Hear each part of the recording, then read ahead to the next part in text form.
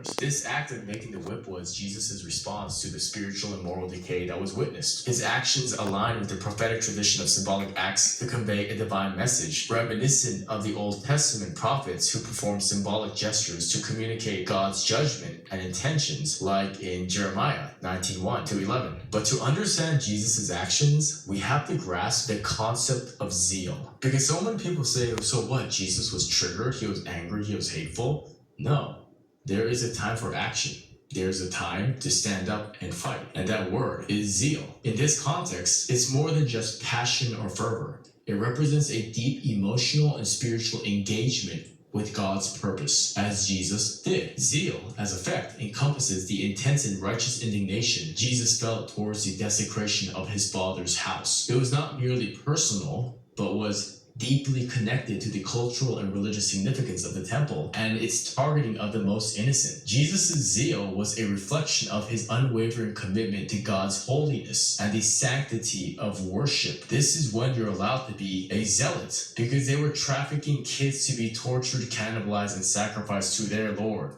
Baal or Lucifer. This emotional and spiritual fervor was not just for his own sake, but was a call to restore the temple to its rightful purpose as a house of prayer for all nations, not for just the self-proclaimed chosen diaspora people, market manipulators, demons. The semiotics of Jesus' actions, what they signify, further illuminate our understanding that supremacy is a universal problem at hand in human beings. Because when you believe that you're better than other people, you're willing to treat them like crap, including sacrifice their little ones, which is the same issue we're facing here today.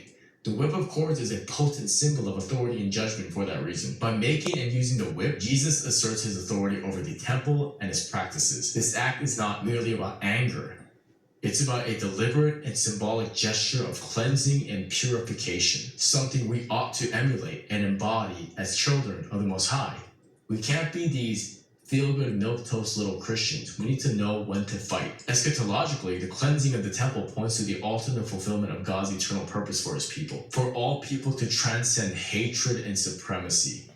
Just as Jesus cleansed the physical temple, he will also purify his church. He will also purify the bipartisan illusion in politics, the Masonically funded Judeo-Christian psychological operation. All of this, none of this is Christ-centered. None of this is godly. All of it is Talmudic. And by doing this, he'll be preparing it as a spotless bride for the wedding feast of the Lamb, as written in Revelations 19:7-9. This act of cleansing is a precursor to the final purification and restoration that will occur at the end of the age. And that's why the whip is so significant. Honestly, I see all these people wearing cross pendants. I kind of want like a whipped cord pendant.